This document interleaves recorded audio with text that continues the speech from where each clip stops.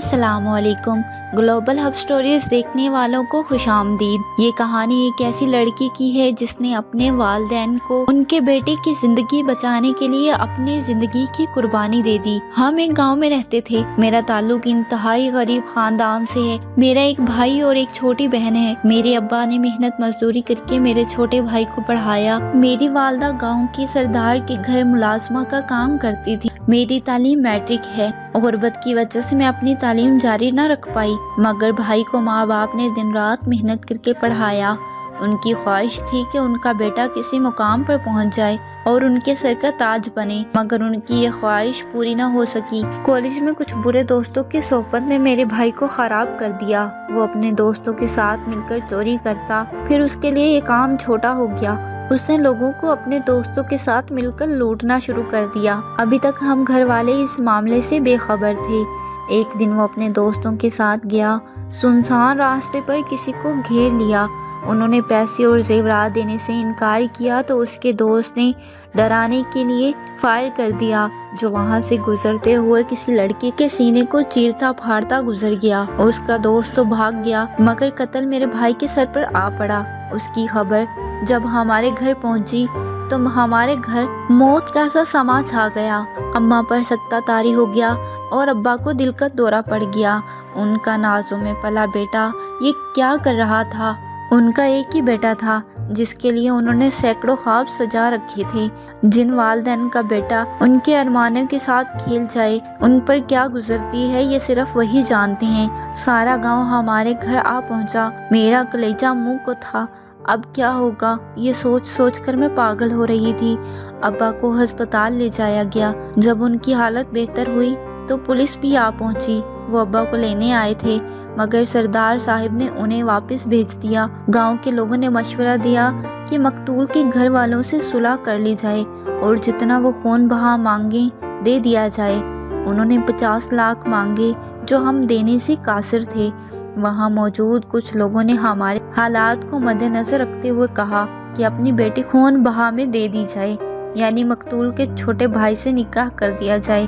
ابا نے انکار کر دیا۔ گھر آ کر اماں کو ساری بات بتائی۔ انہوں نے کہا میں اپنا بیٹا پھانسی پر چڑھتے نہیں دیکھ سکتی۔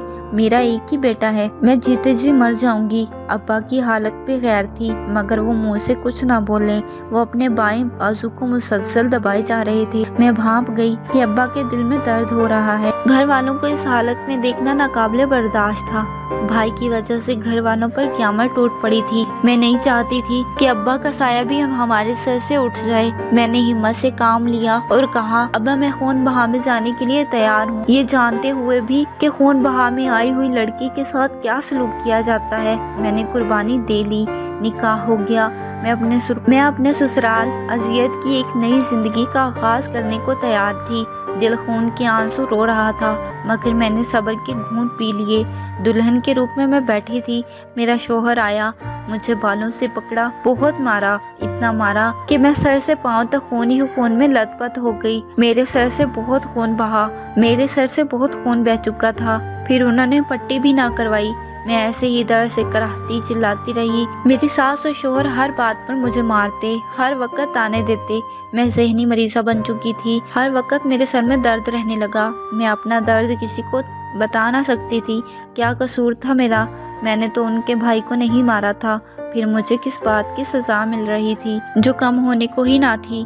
اللہ تعالیٰ نے مجھے چاند سا بیٹا دیا۔ میرا خیال تھا کہ میرے شوہر اور میری ساس کا دل میرے لیے نرم ہو جائے گا، مگر ایسا نہ ہو سکا۔ وہ مجھے تڑپا تڑپا کے مارنا چاہتے تھے۔ ہر روز مجھے نئی اذیت اور تکلیف دی جاتی۔ پورے جسم پر زخم ہیں، چہرے اور ہاتھوں پر زخموں کے نشان۔ میرے شوہر نے دوسری شادی کر لی۔ اب انہیں میری کوئی ضرورت نہ تھی۔ میری ساس نے مجھ پر بدکردار ہونے کا الزام لگایا۔ میرے شوہر نے مجھے بہت مارا، مجھے دھکا دیا، میں گری اور میرا بازو ٹوٹ گیا۔ آدھی رات کو مجھے گھر سے نکال دیا گیا۔